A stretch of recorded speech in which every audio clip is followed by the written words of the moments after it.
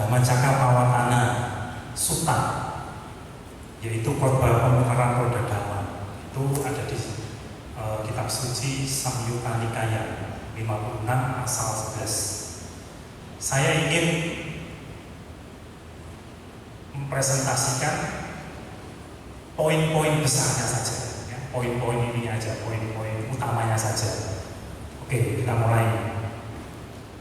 Jadi topik ini dimulai, ada pengantarnya, ya. Jadi di dalam sutta itu biasanya ada pendahuluannya. Nah, kita lihat pendahuluannya. Jadi pada saat itu Sang Buddha itu ketika telah mencapai penerangan sempurna, Buddha sedang merenungkan untuk mengajarkan dhamma yang sulit dan dalam. Kemudian Brahma Sahampati datang. Itu pendahuluannya. Kemudian beliau merenungkan siapa kira-kira makhluk-makhluk lain yang bisa menerima ajaran yang telah beliau capai. Nah, Sang Buddha kemudian merenungkan dengan mata batinnya, beliau melihat ke seluruh alam, ke seluruh 31 alam, mulai dari alam yang paling bawah sampai alam paling bawah itu kalau bisa mewakili yaitu alam-alam tingkat rendah. Kemudian sampai alam-alam yang tingkat atas yaitu alam-alam Dewa Brahma.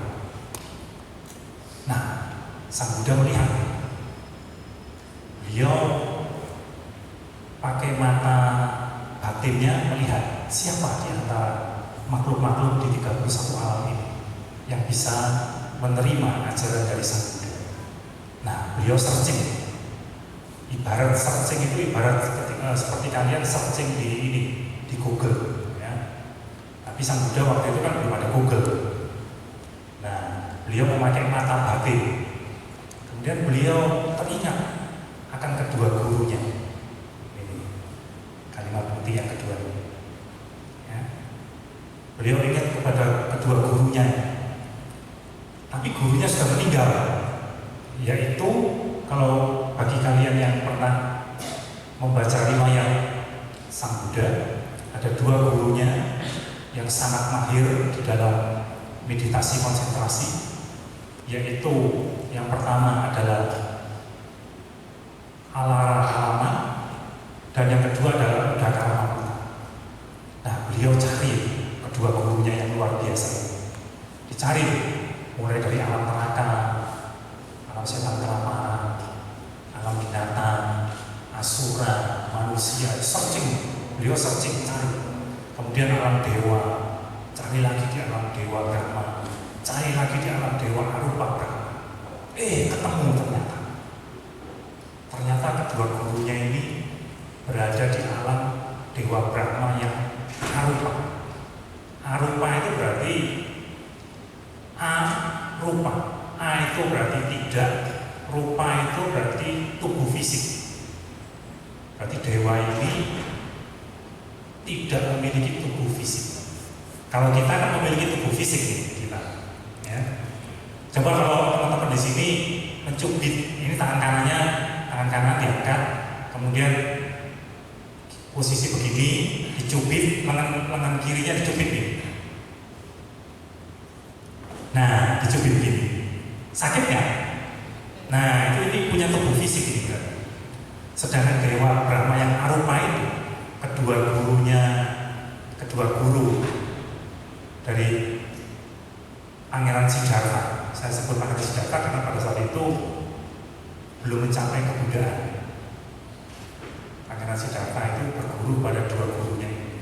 Ternyata kedua gurunya itu lahir setelah meninggal lahir di alam Dewa Brahma. Arupa Brahma. Ya. Nah,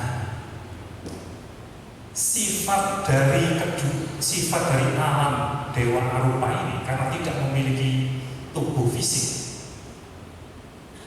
Tadi kalau punya tubuh fisik dicubit terasa sakit ya? Sakit ya? Itu. Terus kalau punya mata itu juga fisik ya, bisa melihat. Kemudian kalau memiliki telinga, organ telinga, itu berarti bisa mendengar. Benar kan? Kalau punya hidung berarti bisa mencium bau parfum. Kalau memiliki lidah berarti bisa merasakan rawon dan soto yang enak. Gitu. Nah, sedangkan kedua gurunya ini, karena mereka tidak mempunyai tubuh fisik, berarti kedua gurunya ini tidak memiliki organ mata, tidak ada, organ telinga tidak ada, organ hidung tidak ada, lidah tidak ada, sentuhan dicubit juga tidak ada. Tidak ada. Yang ada hanya pikiran atau batin. Nah, sang Buddha berpikir, wah, repot ini.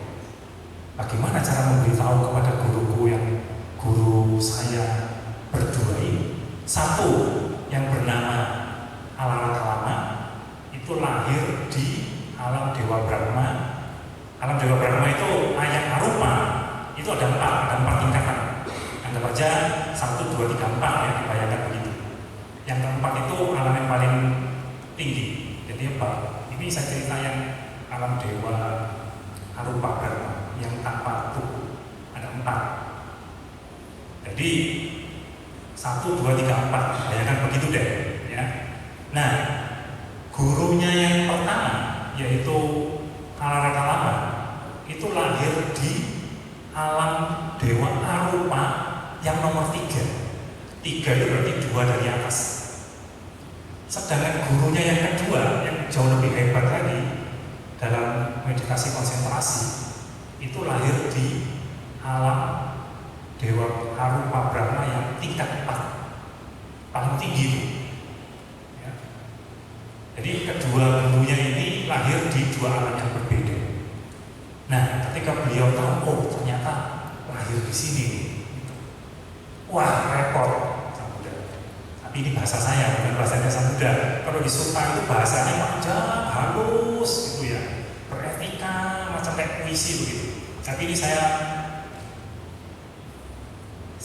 utarakan kembali dengan bahasa yang lebih gampang dimengerti. Wah repot ini. Bagaimana cara memberitahu agar saya bisa membalas budi kepada kedua guru saya? Loh kenapa? Iya, sebab mereka tidak memiliki telinga.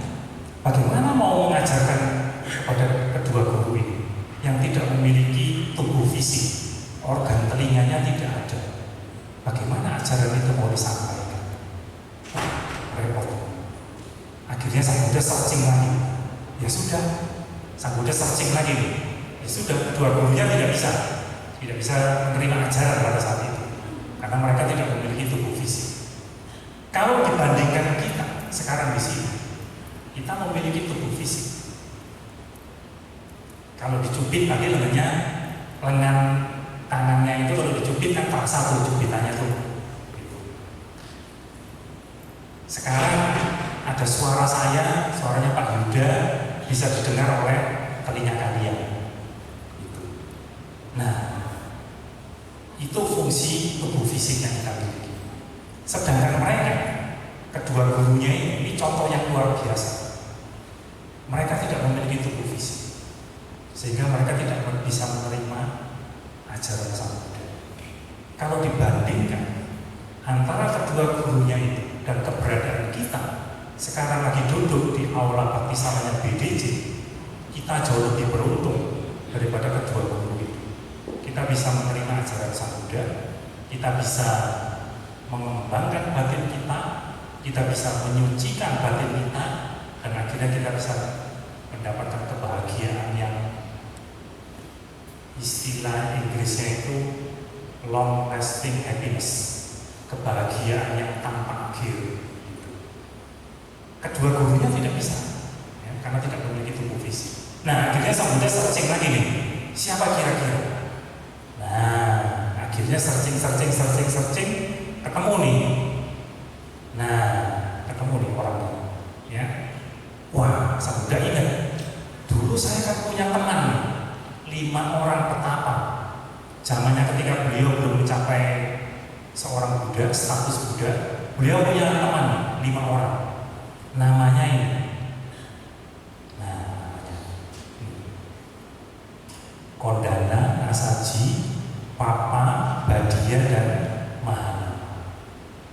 akhirnya kepada 5 petapa inilah Sang Buddha memberikan ajarannya untuk pertama kali. Nah, ini pendahuluannya begitu. Nah, biasanya di suta-suta itu diawali dengan kata pengantar semacam ini. Demikianlah yang saya dengar. Ini ditulis karena suta-suta itu ditulis bukan pada saat zamannya Sang Buddha hidup, tapi setelah Sang Buddha parinibbana, kemudian suta-suta ini baru dituliskan kembali, diulang dan dituliskan kembali. Oleh karena itu diawali dengan demikianlah yang saya dengar. Siapa yang membabarkan itu? Yaitu Sang Buddha sendiri. Apa isinya? Isinya adalah ini. Ya, ini pertama kalinya pengantarnya itu begini, ajaran Sang Buddha. Di mana itu berlangsung? Yaitu di Taman Rusa Isipatana. Ya. Nah, sekarang kita lihat isinya. Itu tadi pengantar. Apa sih isinya Dhammacakkappavattana Sutta ini? Isinya adalah tidak lain dan tidak bukan, ada 2 topik yang dibicarakan di dalam sutta itu. Yang pertama adalah ini, yang kalian lihat di slide adalah pada saat itu, pada zamannya Sang Buddha, gaya hidup masyarakatnya itu gaya hidupnya ada 2. Yang dulu pada saat itu masyarakat India kuno itu gaya hidupnya ada 2 macam. Yang pertama adalah gaya hidup untuk kesenangan indrawi. Zaman dahulu juga demikian masyarakat India. Mereka betul-betul kehidupannya itu kehidupan selama 24 jam. Mereka hanya berfokus pada kesenangan indrawi, kesenangan lewat mata, telinga, hidung, lidah, dan sentuhan. Ternyata kesenangan indrawi ini masih berlaku. Bahkan tahun 2016, mungkin kalau 10 atau 20 tahun lagi, yang namanya kesenangan indrawi ini masih dikerjakan. Dikerjakan itu maksudnya dinikmati, betul-betul dinikmati kesenangan indrawi. Itu gaya hidup yang pertama. Itu. Contoh misalnya, kalau saya tanya, teman-teman, setelah dari BDC nanti mau kemana nih? Wah, jalan-jalan Pak Yuda ke mall. Nah, ini salah satu contoh nih kesenangan indrawi. Kalau tadi pagi bangun tidur ditanya mau kemana nih? Ke BDC. Wah, kalau ke BDC ini bukan kesenangan indrawi. Kenapa kok bukan kesenangan indrawi? Di sini tempatnya kita belajar untuk mengembangkan batin, bukan untuk mengumbar. Mengumbar itu memberi kesempatan kesenangan indrawinya berlebihan. Kalau di mall kan kita bisa ini kan memberi kesempatan kepada kelima indera kita, kesenangan indrawi kita berlebihan. Tapi kalau di BDC ya bisa, paling terbatas. Paling yang cowok dari yang cewek dari yang kiri terbatas, gitu. Nggak bisa apa lagi, nggak bisa. Ya. Jadi di BDC bukan untuk kesenangan indrawi, bagus BDC itu. Nah, gaya hidup yang kedua pada waktu itu di waktu India itu adalah petapa-petapa zaman dahulu itu suka menyiksa diri. Ya, contoh misalkan yogi-yogi India itu, contoh tidur di atas paku, ya, gitu. Makanannya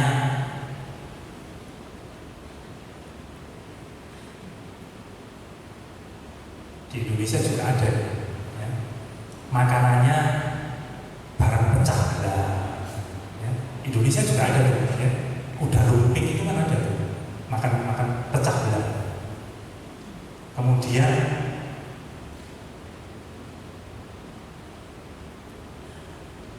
mengubur dirinya sebatas leher, jadi hanya kepalanya tuh, yang nyembul di permukaan itu hanya kepalanya. Bisa 3 bulan, 6 bulan, itu gaya hidupnya mereka, yaitu cara menyiksa diri. Nah, Sang Buddha menawarkan opsi gaya hidup yang lain. Jadi Sang Buddha menawarkan di luar dari dua gaya hidup ini. Apa yang ditawarkan? Nah ini. Jadi Sang Buddha menawarkan ini, menawarkan opsi gaya hidup yang lain. Yaitu apa? Inilah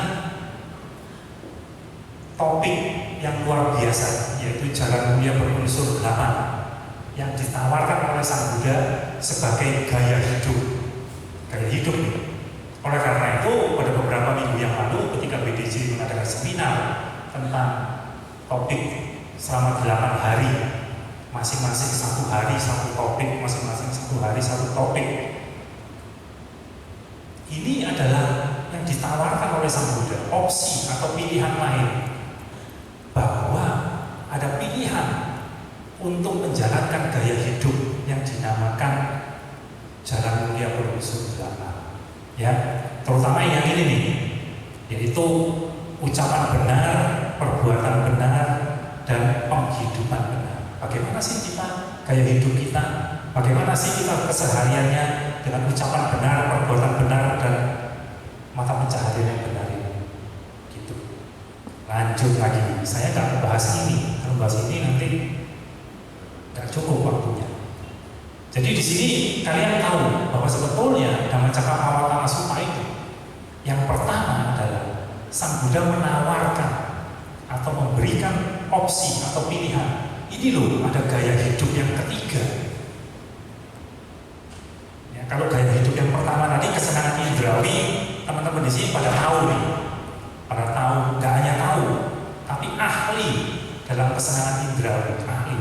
Termasuk saya juga ahli dalam kesenangan indrawi. Ya. Contohnya, kenapa kalau saya bisa bilang ahli? Pagi-pagi bangun tidur, saya yang dicari adalah kopi. Wah enak ini, kopi terimbang ini enak. Kalau pagi-pagi udaranya masih dingin, bikin kopi hangat-hangat, diminum sambil baca koran. Wah ini nikmat. Ini kesenangan indrawi. Nah, ahli dalam hal itu. Kemudian gaya hidup yang kedua itu sudah jarang kita temukan di sini, jarang. Ya. Nah, gaya hidup yang ketiga yang disodorkan oleh Sang Buddha ini jarang dilakukan. Nah, teman-teman, mengapa gaya hidup ini disodorkan oleh Sang Buddha? Ya. Karena gaya hidup yang disebut dengan jalan mulia berunsur 8 ini itu arahnya nanti untuk mendapatkan, kalau kita ikuti nih gaya hidupnya dengan jalan mulia berunsur 8. Kita tadi sudah mengenal yang 3, ucapan benar, perbuatan benar, dan mata pencaharian yang benar.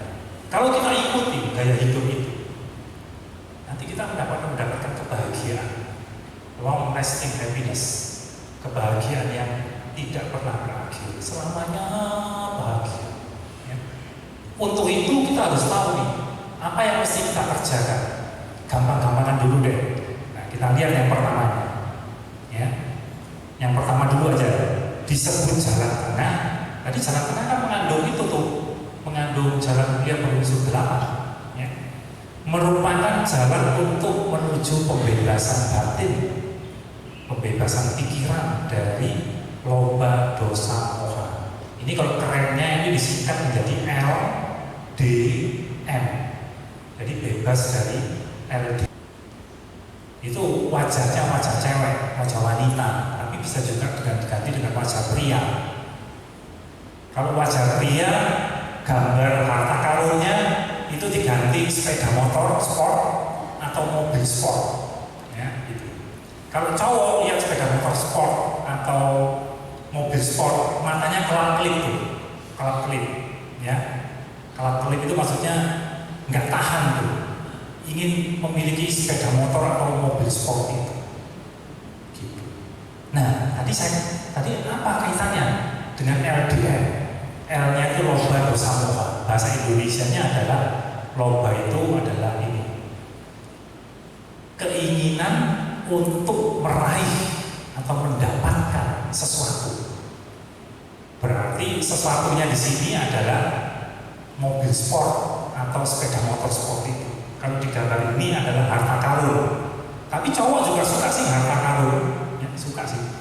Begitu melihat harta karun, itu keinginan untuk mendapatkan harta karun itu. Nah, itu namanya loba. Loba ini turunannya banyak, keserakahan itu loba, ya. Keinginan berlebihan untuk mendapatkan barang-barang itu juga loba, ya. Dan turunannya banyak tuh.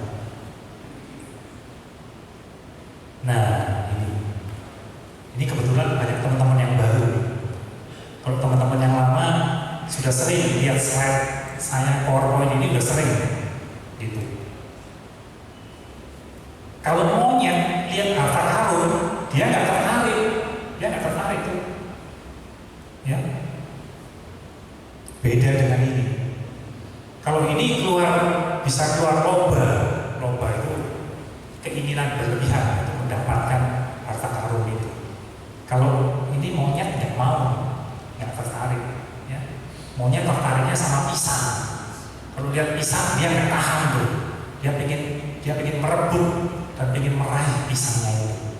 Nah teman-teman, bapak-bapak dan ibu, kita lihat di sini karena kita lewat mata nih, saya hanya satu contoh aja, lewat mata kita melihat objek yang menyenangkan, kemudian timbul yang namanya loba atau keinginan yang berlebihan. Sekarang saya tanya nih, kenapa tadi ini kan balik lagi, kenapa tadi dikatakan bebas dari loba? Kalau bebas dari loba berarti kan tidak memiliki keinginan untuk mendapatkan harta karun, mobil sport. Kalau monyet itu untuk mendapatkan pisang, berarti nggak punya keinginan lagi, keinginan berlebihan, ya. Nah sekarang bagaimana nih, kaitannya apa nih? Nah coba teman-teman sekarang langsung praktek, ya. Teman-teman langsung praktek nih. Seandainya teman-teman ada barang atau objek lewat mata, saya hanya lewat mata saja, karena bisa lewat telinga, hidung, lidah, dan sentuhan. Saya hanya lewat mata saja, lewat mata. Apa kira-kira ada benda atau objek yang lewat mata? Kalau bagi cowok melihat cewek cantik boleh nih, boleh, silakan. Yang cewek melihat cowok ganteng boleh juga, silakan. Nah pertanyaan saya adalah bagaimana? Apa yang ada di dalam pikiran atau batin kalian ketika mata sudah kontak itu sudah bertemu dengan objek yang menyenangkan itu? Timbul apa di dalam batin? Kita lihat dari proses saya tadi ketika berkenalan sampai kemudian itu menjadi istri saya, menjadi ibu rumah tangga. Timbul itu keinginan untuk mendapatkan objeknya. Itulah yang dinamakan loba. Ada nggak itu kira-kira di dalam diri teman-teman yang ada di sini? Ada pasti. Lantas apa hubungannya Pak Yuda? Kenapa kok itu kita harus bebas dari yang namanya loba? Begini. Tadi ada terusannya nih. Ketika loba itu dosa, ya, ini gandengan. Loba dan dosa ini gandengan. Ini konconya gandengan. Dosa itu bahasa yang sederhananya adalah penolakan. Kenapa kok penolak? Karena dia tidak menginginkan objek yang tidak menyenangkan. Objek itu tidak diharapkan, sehingga dia menolak. Apa kaitannya? Contoh nih, ketika saya pacaran, pacar saya itu diajak ngomong sama cowok lain, wah, saya langsung pasang muka ini nih, muka apa ya? Muka serem, gitu, muka serem gini, ya, gitu. Sambil pasang muka serem, didekatilah cowok yang ngajak ngobrol itu. Hei, ada apa? Nah, kenapa kok kita bisa berbuat begitu? Karena kita tidak senang, karena kita ada timbul penolakan di dalam diri kita, menolak melihat kejadian yang tidak kita harapkan. Apa kejadian yang kita tidak harapkan itu? Pacar saya diganggu, tanda kutip, sama cowok lain. Nah teman-teman, ketika kondisi semacam ini, ada perasaan sakit nggak di dalam hati? Ada perasaan beban nggak di dalam hati? Wah, jangan-jangan diganggu nanti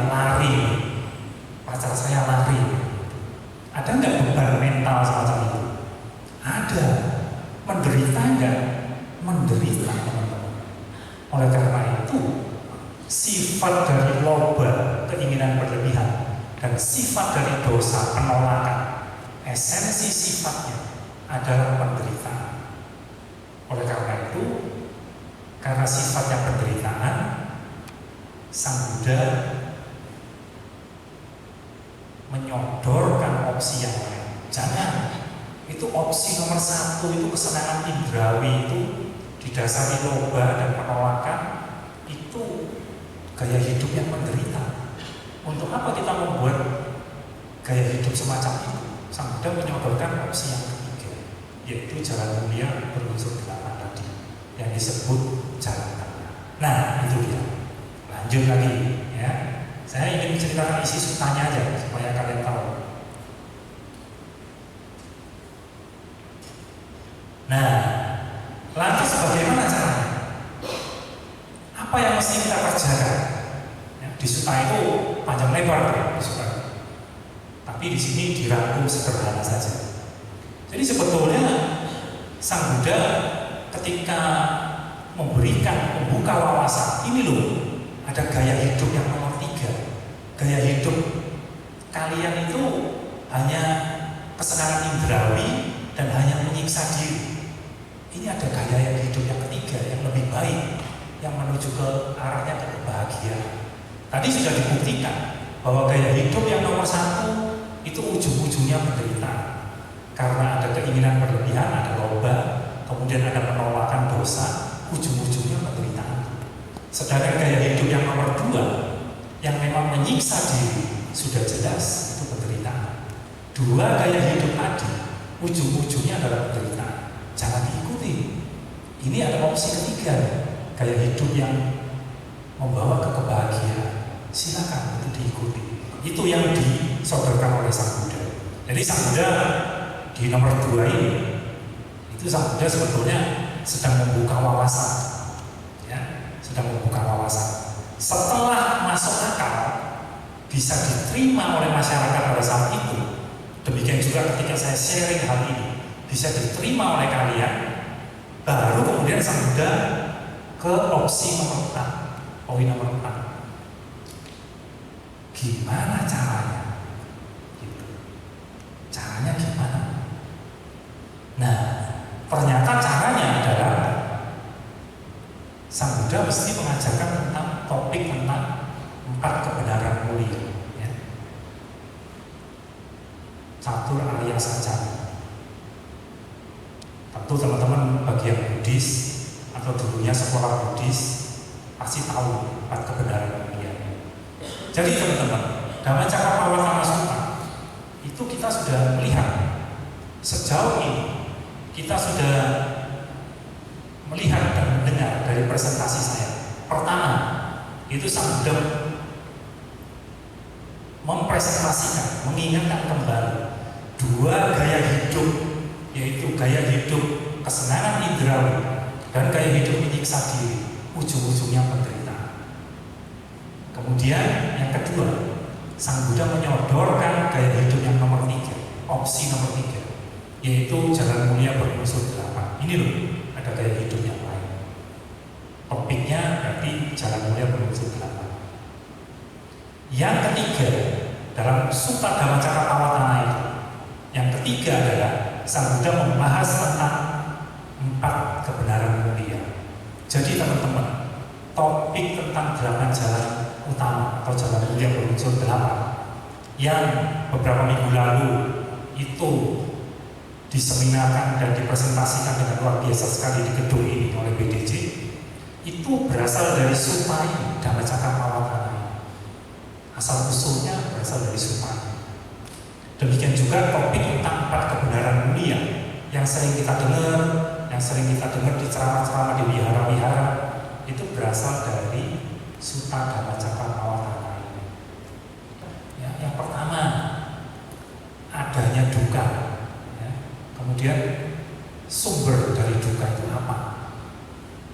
Duka itu bisa dihentikan di nomor 3. Di nomor 4, metode atau caranya bagaimana menghentikan duka itu. Gitu. Kalau lihat slide ini mah pelajaran teoritis, ya. Pelajaran pelajaran-pelajaran nanti bagi para mahasiswa baru itu dapat nih pelajaran di kampus, dapat nih kebenaran dunia. Ini mah teori Pak Yuda, bagaimana prakteknya? Nah begini prakteknya. Saya langsung cerita ke prakteknya aja, contoh-contoh praktek langsung ya. Nanti kalau sampai ada yang bertanya silakan. Saya sebetulnya ada gambar-gambarnya banyak, tapi sudah nanti waktunya nggak cukup. Contoh misalnya kita di kehidupan kita sehari-hari,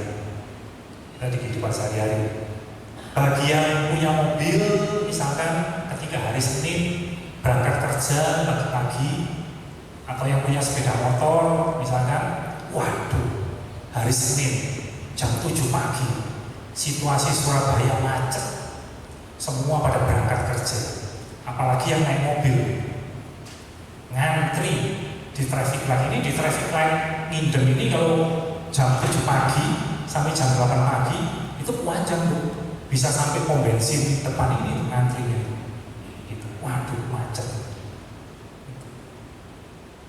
Teman-teman menghadapi situasi macet, pernah nggak menghadapi situasi macet teman-teman? Pernah ya? Apa yang muncul di dalam ini batin atau pikiran kalian ketika situasi macet? Ketika macet apa nih? Kesel. Nah, ketika kesel muncul, Sang Buddha memberikan jawaban. Itu tuh yang nomor 1 tuh. Kesel itu nomor 1 tuh, yang kesel. Yang namanya kesel itu nomor 1. Itulah penderitaan. Kalau kesel penderitaan nggak teman-teman? Ada beban mental nggak? Beban batin? Ada, itu menderita. Itu tuh yang nomor 1. Ya. Kita contoh yang keseharian aja. Asal mulanya dari mana? Sekarang kita ke nomor 2. Asal mulanya dari mana? Kenapa kok bisa kesel? Gara-gara macet itu Pak Yuda. Ya, ya kalau nggak mau macet ya di rumah saja, nggak usah kerja. Kan gitu. Kalau di rumah nggak kena macet kan nggak kesel. Nomor 1 nggak muncul. Gitu. Tapi ini harus kerja. Berarti kan sebab utamanya bukan di kemacetan itu. Di mana lantas sumbernya? Sumbernya adalah ternyata kita punya keinginan yang berlebihan. Ingat tadi keinginan berlebihan, loba, keinginan yang berlebihan. Apa keinginan yang berlebihan ketika situasi macet? Kita mengharapkan pengen cepat-cepat nyampe kantor. Kita inginnya nyampe kantor itu perjalanannya nyaman, kalau bisa nggak kena macet. Itu kan yang ada di pikiran kita. Karena kita punya keinginan semacam itu, keinginan berlebihan, ingin menggenggam, meraih bahwa kalau ke kantor jalannya nyaman, nggak macet, kalau bisa ke kantor tepat waktu, itu harapan kita. Ternyata tidak demikian, kadang macet, kita muncul penolakan. Ingat penolakan tadi kan dosa tuh, menolak situasi yang ada saat itu, situasinya macet nih. Timbul penderitaan. Jadi teman-teman, kalau kita lihat di sini, sumber atau sebab penderitaannya apa? Sumber keselnya dia, yaitu tadi keinginan berlebihan atau penolakan terhadap situasi macet itu. Teman-teman punya sikap yang menolak, teman-teman punya keinginan yang berlebihan agar perjalanannya nyaman, sampai kantor tepat waktu, sampai kampus tidak terlambat, dosanya killer lagi, kalau terlambat nggak boleh masuk nih, gitu, ya. Jadi teman-teman kelihatan tuh sumber dukanya, penderitaannya ternyata yaitu keinginan berlebihan. Nah, ini langsung praktek langsung nih. Kesel bisa dihentikan nggak? Bisa dihentikan. Sang Buddha mengatakan nomor 3, berakhirnya duka, keselnya bisa dihentikan. Bagaimana caranya? Ada caranya, nomor 4 tuh. Nah, dalam situasi macet bagaimana caranya? Teman-teman harus bisa menerima dahulu situasi yang ada pada saat itu. Kalau situasinya macet, terima dulu. Memang situasinya macet kok, mau diapakan? Gitu. Pernah nggak? Dulu sih saya ingat sih, ketika saya kira-kira, coba saya ingatkan dulu, kira-kira mungkin 10-15 tahun yang lalu, nyetir mobil macet, ada kesempatan lubang di kiri, banting setir ke kiri, ya kan? Ada kesempatan jalur kosong di kanan, banting setir ke kanan. Ada yang mau banting setir ke kanan, mobil belakangnya lonong, pencet bel, ya, pencet bel berkali-kali sampai suaranya keras. Ini tanda kesal, tanda penolakan. Bisa dihentikan nggak? Bisa dihentikan. Caranya, terima dulu bahwa kalau macet ya memang begini kondisinya macet. Terima dulu. Kalau kita bisa menerima kondisi itu, bisa menerima kekesalan itu, coba amati nanti, boleh langsung dipraktekkan. Ketika kita bisa menerima yang namanya kesal itu, kesalnya langsung hilang. Coba boleh diamati. Nanti kalau besok kan Senin, berangkat kerja atau kuliah, boleh dipraktekkan. Terima dulu kondisinya. Oh, ternyata macet. Memang kalau Senin itu jam 7 sampai jam 8 itu macet.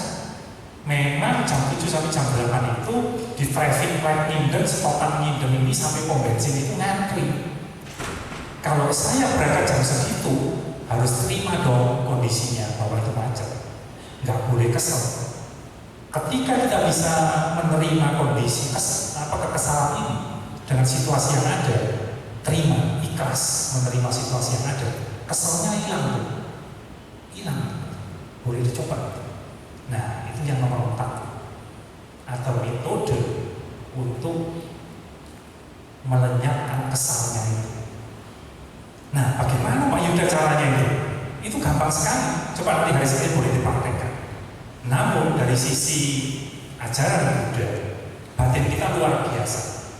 Batin kita ini dalam satu saat tertentu, satu momen tertentu, anggaplah misalkan 1 detik. Dalam waktu 1 detik, tapi batin kita lebih cepat dari 1 detiknya. Dalam waktu 1 detik, batin kita cuma punya 2 pilihan. Batin kita dalam kondisi bajik atau batin dalam kondisi tidak bajik. Pilihannya cuma 2. Tadi ketika macet, batin kita kesel. Kesel itu adalah kondisi batin yang buruk, tidak bajik. Ketika kita bisa menerima situasi, ikhlas menerima situasi macet itu, batin kita berubah. Dari yang tadi yang tidak bajik, kesel, karena bisa menerima situasinya, itu menjadi batin yang bajik, batin yang baik. Ini beda, batin yang kesel, tidak bajik, dan batin yang bajik, tidak kesel. Ini beda. Ketika Anda bisa membangkitkan jenis batin yang bajik, ikhlas menerima tentang kemacetan itu, Anda sudah di nomor 4. Metode untuk melenyapkan penderitaan kesal. Nah, jadi batin kita dalam satu waktu tertentu, momen tertentu, dia cuma bisa 1, bajik atau tidak bajik. Nggak bisa dua-duanya, Pak. Nggak bisa dua-duanya. Tapi bisa silih berganti ya, silih berganti. Kadang bisa ikhlas menerima, kadang-kadang 3 detik lagi ngomel lagi, ini macet kok selesai ini. Saya udah terlambat nih. Nanti detik berikutnya bisa terima lagi, iya sih memang ini Senin sih mau dilepas. Tapi 5 menit lagi bisa ngomel lagi. Jadi batin kita bisa silih berganti, ya. Sebentar bajik, sebentar tidak bajik. Sebentar bajik, sebentar tidak bajik. Jadi silih berganti. Tapi maksud saya, ketika batin kita bajik, tadi yang nomor 1 tuh tidak berdaya. Pada detik itu juga, ketika batin kita bajik, ikhlas bisa menerima kemacetan itu, pada saat itu juga batin kita yang nomor satu itu dukanya hilang. Kenapa? Karena sifat dari batin hanya bisa satu, bajik ya bajik, kalau tidak bajik ya tidak bajik, nggak bisa dua-duanya, pilih salah satu. Dengan demikian Sang Buddha menyodorkan, oh itu ternyata nomor 3 itu duka bisa dihentikan. Caranya bagaimana? Dengan mengetahui sifat batin. Batin itu cuma bisa satu saja, yaitu bajik atau tidak bajik, pilih salah satu. Ternyata kita bisa menghilangkan yang namanya kesal. Kalau pagi-pagi ngantri WC ya, ngantri kan, apalagi kalau misalkan kos-kosan. Saya di rumah WC cuma satu nih, penghuninya 4. Kalau hari Selasa, istri saya berangkat pagi, saya juga ke kampus berangkat pagi, itu 2 keponakan itu juga kerja, yang satu kuliah berangkat pagi-pagi semua, rebutan WC. Pokoknya jam 6 kurang 10, udah rebutan yang namanya WC. Siapa duluan, ya. Kalau yang masuk itu keponakan saya, kemudian dia lama tuh di WC, dia lama tuh di WC, store kebang gitu dia, ya, lama tuh. Padahal saya juga terburu-buru nih mau ke WC nih, aku nggak tahan nih. Gimana? Muncul perasaan apa nih ketika ngantri WC? Kesel. Ya. Pintunya digedor. Woi cepetan. Ini saya juga mau pakai nih WC-nya nih. Yang di dalam semakin WC-nya digedor, semakin setorannya setor-setor. Ya, stres dia. Dia sama-sama kesel yang nomor 1. Gitu. Kenapa? Batinnya tidak bajik. Yang gedor pintunya batinnya tidak bajik. Yang lagi setor itu sudah masuk duluan, itu batinnya juga tidak bajik. Anda pernah mengalami ini. Gitu. Ya. Ini contoh sekali lagi. Nah teman-teman, ternyata gampang sekali. Jadi isinya Dhammacakkappawatthana Sutta itu kalau mau dirangkum itu 3 hal saja: gaya hidup, jalan mulia berluas 8, 4 kebenaran mulia. Praktek-praktek sehari-harinya tadi sudah saya sempat sharingkan yang sederhana-sederhana. Mau tanya, apa hubungannya dengan berlatih kesabaran? Contoh-contoh tadi itu Pak ya, ngantri WC sabar. Wah kalau sabar-sabar ini ponakan nggak keluar-keluar ini Pak, gitu ya. Dia menikmati WC-nya. Kenapa saya katakan menikmati? Itu anak muda gaya, anak muda sekarang. Kalau masuk WC, itu handphonenya dibawa tuh. Handphonenya dibawa. Sambil dia setor, itu dia WhatsApp-an. Kalau nggak WhatsApp-an, lihat-lihat Facebook dan sebagainya. Makin lama tuh, ya. Mungkin setorannya sudah setor, tapi ininya belum selesai. Tapi dia masih duduk di sana. Gitu. Sedangkan yang di luar sabar, gitu ya. Sabar, gitu. Betul Pak, itu ada hubungan dengan melatih kesabaran. Bagaimana cara kita melatih kesabaran? Pertama kali, sebelum kita melatih kesabaran, kesabaran bisa muncul jika kita bisa langkah pertamanya adalah menerima kondisi yang ada saat itu. Wah, saat itu WC-nya ngantri. Saya lihat tadi ponakan saya masuk WC sambil pegang handphonenya dia. Nah, itu mesti diterima dulu tuh kondisi. Ikhlas. Gitu, ikhlas. Ini bakalnya lama, 10 menit ini pasti. Mau tanya lain. Duka ini apa ada hubungannya dengan takdir karma dan patika samuppada? Ada Pak hubungannya Pak. Justru kalau seandainya waktunya cukup, misalkan 2 jam lagi, saya ingin menjelaskan ke arah yang lebih detail. Ada hubungannya dengan karma, paticca samuppada, dan apa tadi Pak? Ya itu, patika samuppada. Ada hubungannya dengan itu. Saya sedikit saja ya, ada hubungannya dengan karma atau karma. Tadi ketika kita kesal, kita membangkitkan jenis batin yang tidak bajik. Nah, bagi teman-teman yang sudah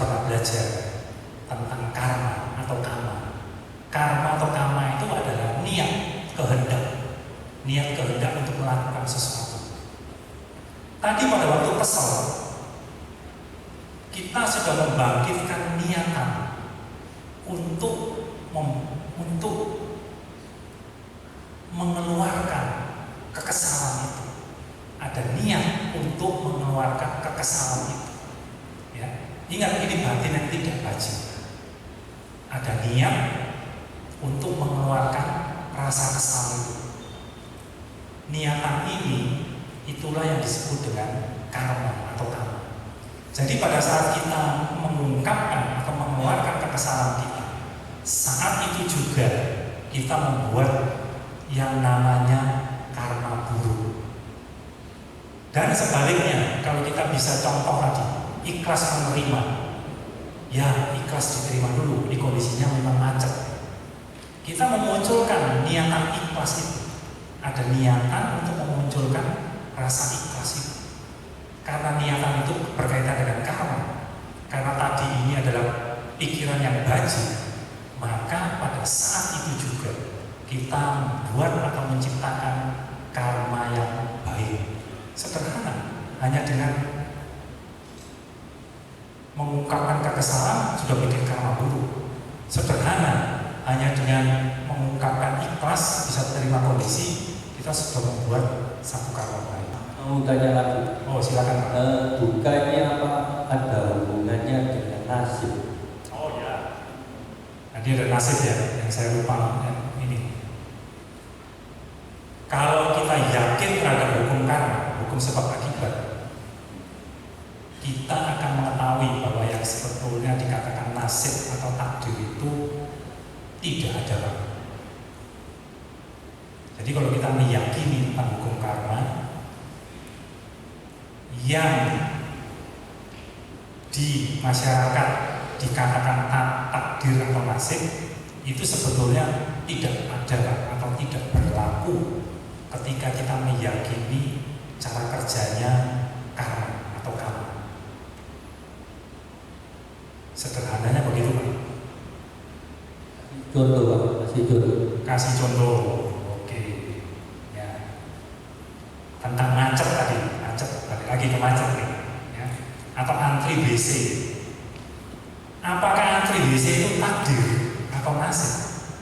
Iya, nasibnya Pak Yuda, salahnya bikin WC untuk satu. Coba kalau bikin WC-nya 5, ya kan? Untuk Pak Yuda 1, istrinya 1, ponakannya 1, ponakannya yang lain lagi 1, ada server 1, kan nggak ngantri itu, ya. Nasib WC-nya cuma 1. Kalau WC-nya 5 kan nggak nasib. Bukan Pak, bukan demikian. Yang dikatakan takdir atau nasib itu adalah kita contoh di masyarakat sering kita mengatakan, wah saya terima nasib buruk. Kita menerima takdir yang buruk. Sebetulnya takdir buruk atau nasib yang buruk yang kita terima itu dari sudut pandang Buddhisme. Ya jelas, kalau saya berbicara di sini, sudut pandang yang saya bahas adalah sudut pandang ajaran Sang Buddha. Ya. Kalau saya membahas tentang sudut pandang ajaran Sang Buddha, tentu saya mesti memakai referensi yang namanya hukum sebab dan akibat, yaitu hukum karma. Hukum karma itu demikian, Pak. Sebetulnya di Parita itu ada, di Parita buku merah itu ada. Kalau ada yang bisa bantu saya, itu bisa dicari halaman berapa itu. Ya. Tentang judulnya saya lupa juga. Kita adalah pewaris dari perbuatan kita sendiri, karma kita sendiri. Jadi sebetulnya kalau kita meyakini hukum karma atau mulai belajar tentang hukum karma adalah sebetulnya gampang. Kalau tadi kita lihat definisi karma atau karma itu adalah niat atau kehendak. Sederhana, Pak. Begitu kita punya niat, begitu kita punya kehendak, itulah yang namanya karma atau karma. Katanya kalau niat itu tanda. Bagaimana, Pak? Tanda. Belum tentu. Jadi niatan itu hanya sekedar niat. Kemudian ketika niat itu dibarengi dengan faktor-faktor mental yang buruk, dia menjadi niatan yang buruk. Kalau niatan tadi itu dibarengi dengan faktor-faktor mental yang baik, dia menjadi niatan yang baik. Jadi begini Pak, teman-teman juga perlu tahu bahwa yang dimaksud dengan pikiran atau batin kita itu sebetulnya tidak hanya satu, solid, banyak, bukan itu. Pikiran kita itu ada banyak jenisnya.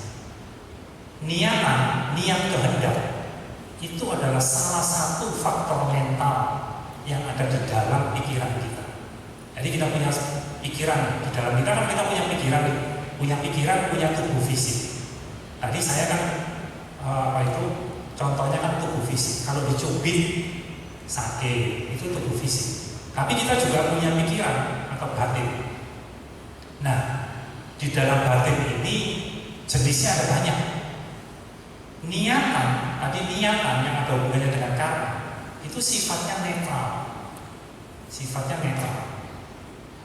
Ketika niatan yang netral ini dibarengi dengan faktor mental lain yang tidak baik, contohnya misalkan kemarahan dibarengi dengan kemarahan. Ketika niatan itu dibarengi dengan kemarahan atau dibarengi dengan penolakan, tadi kan ada penolakan di contoh-contoh saya. Ketika ada niat, kemudian dibarengi atau dikoncoi dengan yang namanya penolakan, muncullah rasa kesal tadi itu. Jadi muncul faktor mental yang namanya kesal itu karena ada niatan, kemudian dibarengi dengan penolakan, menolak situasi yang ada. Teman-teman di sini perlu ketahui bahwa faktor mental yang ada di dalam diri kita jenisnya ada 52. Menurut ajaran Sang Buddha, atau lebih spesifiknya di dalam salah satu pitaka, yaitu Abhidhamma Pitaka, itu faktor mental di dalam batin kita ada 52 jenis. Niatan salah satu dari 52 itu. Kemarahan itu salah satu dari 52 itu. Ikhlas itu salah satu dari 52 itu. Ya. Jadi ada 52 Pak. Kalau ingin tahu, nanti mesti bisa ikut kelas-kelasnya di BDJ yang membahas tentang faktor mental. Demikian Pak. Sementara untuk jawab saya sederhana aja Pak ya. Sederhana dulu. Saya ucapkan terima kasih. Namo Buddhaya.